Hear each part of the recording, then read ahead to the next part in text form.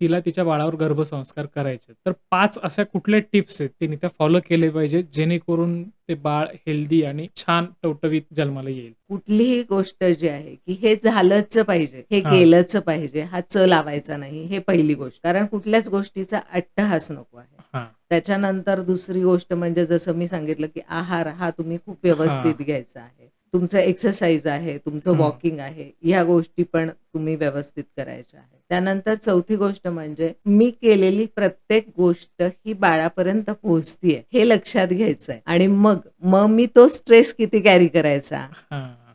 आणि 5वी महत्वाची गोष्ट म्हणजे मला एक फ्रेम ठेवायची आहे, ज्या फ्रेममध्ये माझी फॅमिली असणार आहे. हां, मी, माझं बाळ, माझा नवरा, माझे सासू-सासरे, माझे आई-बाबा ह्याच्या व्यतिरिक्त जे काही दिसतंय Facebookवरती, हां. Instagramवरती किंवा काय, त्याच्यानी माझ्यावरती परिणाम नाही झाला पाहिजे. ओके.